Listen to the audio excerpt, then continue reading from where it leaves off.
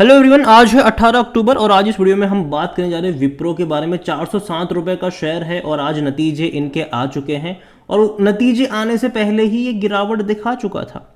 इनके जो रिजल्ट्स आए हैं वो मार्केट क्लोज होने के बाद आए हैं और शुरुआत से ही ये लगातार गिर रहा है। इससे पहले भी कुछ दिनों पहले हमने इन्फोसिस के नतीजे देखे, हमने टीसीएस के देखे, हमने एचसीएल टेक के देखे और तभी से ये भी गिरावट दिखाना शुरू कर चुका था और ये एक्सपेक्टेड होता है। देखो, आईटी कंपनियों के पिछले कुछ क्वार्टर अगर आप देखोगे ना तो नतीजे के बाद शेयर गिरता है, ठीक है। और सबसे पहले शुरुआत होती है टीसीएस से ही होती है, क्योंकि जब उसके नतीजे आना शुरू हो जाते हैं तो बाकी जो आईटी कंपनियां होती है वो लगातार अपने आप गिरना शुरू हो जाती है। और आज विप्रो के रिजल्ट्स आए, मतलब कल जब बाजार खुलेगा तो कल और फर्दर डिक्लाइन भी यहाँ पर एक्सपेक्टेड रहेगा, क्योंकि मैनेजमेंट की कमेंट्री है वो भी यहाँ पर देखनी ज़रूरी है। क्योंकि भैया मैनेजमेंट ने बोला कि डिफिकल्ट टाइम अभी भी गया नहीं है। बातचीत करेंगे उसके बारे में, लेकिन उससे पहले अगर आपने अभी तक चैनल को सब्सक्राइब नहीं किया है तो प्लीज़ अभी इसे सब्सक्राइब कर लीजिए, क्योंकि आगे भी बहुत सारे वीडियोस हैं तो वो काफ़ी ज़्यादा हेल्प करेंगे। तो देखिए, 407 रुपये का शेयर है विप्रो का। एक महीने में 5% का डिक्लाइन और एक साल में 8% का ग्रोथ ज़रूर है, लेकिन तेज़ी आई गिरावट आई, तेज़ी आई गिरावट आई। मौके तभी बने हैं जब गिरावट आई है। यहाँ पर अगर आप 5 साल का ग्राफ देखो तो 68% का ग्रोथ है, लेकिन एक टाइम ऐसा भी था जब ये 715 रुपये का शेयर था, वहाँ से लगातार गिरा है और कहीं ना कहीं 380 रुपये के आसपास एक सपोर्ट यहाँ पर ज़रूर बना है कि जब भी वहाँ पर गया है एक तेज़ी लौटी। और मैं एक्सपेक्ट यही कर रहा हूँ कि इस बार भी ऐसा ही हो। नतीजे खराब है, डेफिनेटली 400 रुपये के नीचे ये जाने वाला है, लेकिन एटलीस्ट 370 380 के बीच में एक सपोर्ट यहाँ पर मिलना चाहिए, ये मेरा मानना है। रिजल्ट्स क्या है उसके बारे में बात करेंगे। तो यहाँ पर नंबर्स अगर आप देखोगे तो ये जो नंबर आप देख रहे हो ये मिलियंस में है। अगर करोड़ में देखा जाए तो इस बार के जो नंबर्स इनके आए हैं वो तकरीबन इनके नंबर्स 2,32,000 करोड़ के आसपास के देखने को मिल रहे हैं। मिलियंस में अगर आप देखोगे तो 2,32,000 करोड़ के आसपास है। तो जाहिर सी बात है यहाँ पर दिक्कत है और ग्रोथ भी उतना ज़्यादा यहाँ पर देखने को अभी के टाइम पर नहीं मिल रहा है। मतलब ग्रोथ उतना ज़्यादा नहीं है, उतना ज़्यादा ये ग्रोथ नहीं है। सॉरी, ऑलमोस्ट अगर हम बात करने जाए यहाँ पर तो इस बार 23,255 करोड़ के आसपास का इनका रेवेन्यू रहा है। 23,255 करोड़। इससे पहले के क्वार्टर में ये 23,470 करोड़ के आसपास का था, ठीक है। और पिछले साल इसी क्वार्टर में 23,050 करोड़ के आसपास का था। तो ग्रोथ देखा जाए तो पिछले क्वार्टर के मुकाबले रेवेन्यू कम हुआ है इस बार। जो पिछले क्वार्टर में इनका जो रेवेन्यू था वो 23,470 करोड़ का था, वो इस बार घट के 23,255 करोड़ के आसपास का रहा। तो थोड़ा सा यहाँ पर कम ज़रूर हुआ है। और सेम चीज़ हुई है प्रॉफिट को लेकर भी। इस बार प्रॉफिट हुआ है 2,665 करोड़ के आसपास, जो इससे पहले के क्वार्टर में 2,885 करोड़ से भी ज़्यादा का था।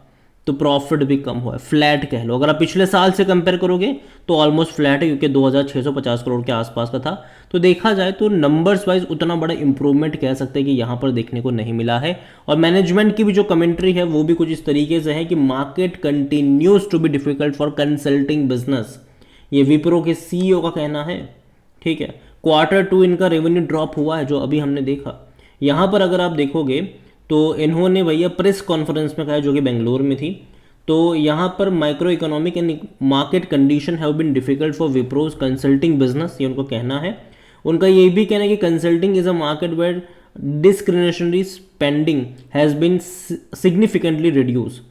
The BFSI sector is down and hence the consulting from there has been also impacted a lot, ये कहना है कंपनी के सीईओ का। हालांकि उनका ये भी कहना है कि this will come back, the bounce back as soon as you know the volume is. जो देखो यहाँ पर वॉल्यूम भी डेफिनेटली डिमांड आएगी, ऐसा नहीं कि डिमांड नहीं आएगी, लेकिन अभी भी अगर आप देखोगे तो थोड़े से कंसर्न्स यहाँ पर ज़रूर है, थोड़े से कंसर्न्स यहाँ पर ज़रूर है। यहाँ पर कंसल्टिंग बिजनेस थोड़ा सा इनका हैम्पर हुआ ज़रूर है, डिमांड थोड़ी सी स्लो हुई ज़रूर है, लेकिन चीज़ें वापस से बेहतर होगी।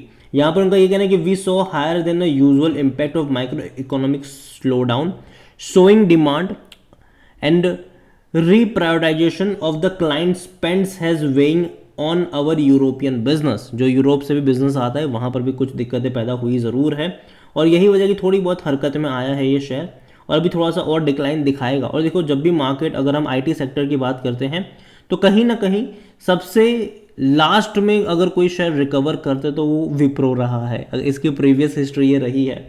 वॉल्यूम देखे तो आज अच्छे थे, 24 लाख से भी ज़्यादा की क्वांटिटी में शेयर ट्रेड होते नजर आए विप्रो के। इतना ही नहीं, according to Moneycontrol user 75% लोग कह रहे बेचो और भाग जाओ, 15% लोग कह रहे खरीदारी करो, 10% लोग कह रहे होल्ड करो। पहली चीज़ ये कि मेरी बेचने की सलाह नहीं है, लेकिन जहाँ तक मेरी बाइंग की रिकमेंडेशन है, एटलीस्ट मैं कहूँ कि इस नतीजे के बाद तो एटलीस्ट मुझे लगता है कि 370 375 के लेवल यहाँ पर दिखने चाहिए, और जब वो लेवल दिखेंगे तब शायद मौके बन सकते हैं बाई ऑन डिप्स के। यहाँ पर अगर आप देखो तो 18 का पी है, सस्ते वैल्यूएशन के ऊपर अभी भी है। 36 का सेक्टर पी है। 23% एनालिस्ट कहते हैं कि खरीदारी करो। जहाँ तक बात करें हम शेयर होल्डिंग की, तो जो प्रमोटर हैं उनके पास 72.91% की होल्डिंग है। बड़े बड़े फंड हाउस बड़ी क्वांटिटी लेकर बैठे हैं। 2.29% म्यूचुअल फंड के पास है। 5.28% डोमेस्टिक इंस्टीट्यूशन के पास है। 8.59% एफआईज लेकर बैठे हैं। रिटेल और अदर की मिलाकर बनती है 10.93%, जिनमें से रिटेल इन्वेस्टर 5.73% की होल्डिंग लेकर बैठे हैं। देखिए ओवरऑल ना विप्रो खराब कंपनी नहीं है, डेफिनेटली एक कंपनी खराब नहीं है, लेकिन आईटी सेक्टर हैम्पर हुआ है और यही वजह है कि पिछले 2 साल से ये परफॉर्म नहीं कर रहा है। 2-2.5 साल से मैं कह लो यहाँ पर, क्योंकि 2021 से ही ये मामला चल रहा है, ठीक है। 2.5 साल से इसने परफॉर्म नहीं करा है, 2.5 साल से, उससे भी ज़्यादा कह लो कि परफॉर्म नहीं करा है इसने। तेज़ी आई भी थी, लेकिन वापस से लगातार डिक्लाइन देखने को मिल रहा है और लगातार ये नीचे की तरफ जा रहा है। थोड़े से और डिक्लाइन एक्सपेक्टेड है, खा सके इस नतीजे के बाद और खा सके मैनेजमेंट के इस तरीके की कमेंट्री के बाद थोड़े से डिक्लाइन मुझे लगता है कि एक्सपेक्टेड है। और यहाँ से अगर ये वापस जाएगा 375 रुपये के करीब, तो समझ लीजिए कि वहाँ से शुरुआत हो जाएगी खरीदारी करने की, क्योंकि इससे पहले भी ये वो लेवल ज़रूर रहा है जहाँ पर एक अच्छा सपोर्ट जनरेट हुआ है और मुझे लगता है कि आगे भी यहाँ से बाइंग लौट सकती है। हालांकि नतीजे मैं कहूँगा कि एवरेज है, उतने अच्छे नहीं हैं, और यही कहूँगा कि डिक्लाइन थोड़े से एक्सपेक्टेड है। और यही वजह है कि अभी के लिए अगर देखो, अगर आपके पास है, आपका नज़रिया लॉन्ग टर्म का है, तो दिक्कत की बात नहीं है। मुझे लगता है कि 1-2 क्वार्टर और ख़राब रहेंगे इसके, हालांकि ये क्वार्टर ख़राब रहा, अगला क्वार्टर भी थोड़ा सा एवरेज ही रहेगा, लेकिन उसके बाद डिमांड डेफिनेटली आएगी। देखो ये टेम्पररी फेज़ है विप्रो का, इवन आईटी इंडस्ट्रीज़ का, लंबे समय तक वो कंसोलिडेट करता ज़रूर है, लेकिन बाद में अच्छी रफ्तार भी दिखाएगा। हालांकि मुझे लगता है कि विप्रो, इन्फोसिस, टीसीएस अच्छी कंपनियां हैं, ये सारी एचसीएल टेक अच्छी कंपनियां हैं ये, लेकिन अभी 1-2 क्वार्टर और परेशानी वाले हैं, लेकिन वहाँ से बाइंग भी लौटेगी। जहाँ तक मुझे लगता है कि इन सेक्टरों में ना जनवरी-फरवरी से बाइंग लौटनी चाहिए अगले साल की, ठीक है। तो जनवरी-फरवरी से बाइंग लौटनी चाहिए और धीरे धीरे ऐड करने के मौके बनेंगे। अगर हर 10% के डिक्लाइन पे मुझे लगता है कि ऐड करने के मौके बनेंगे। एटलीस्ट यहाँ पे 370 के करीब जाता है, वहाँ से बाय ऑन डिप्स के जो मौके हैं वो आपको ढूंढने चाहिए। कंपनी ख़राब नहीं है, अच्छी कंपनी है, लेकिन अभी भी आईटी सेक्टर का जो बुरा टाइम है वो ख़त्म नहीं हुआ। शायद वो अभी 1-2 और क्वार्टर कंटिन्यू रह सकता है, लेकिन लॉन्ग टर्म का फ्यूचर मुझे उनका अच्छा लगता है, ये मेरा मानना है। बाकी मर्जी आपकी है। वीडियो को यहीं पे एंड करूँगा। पसंद आया हो तो लाइक करें, शेयर करें। चैनल पर अगर आप पहली बार हैं तो प्लीज़ सब्सक्राइब करें।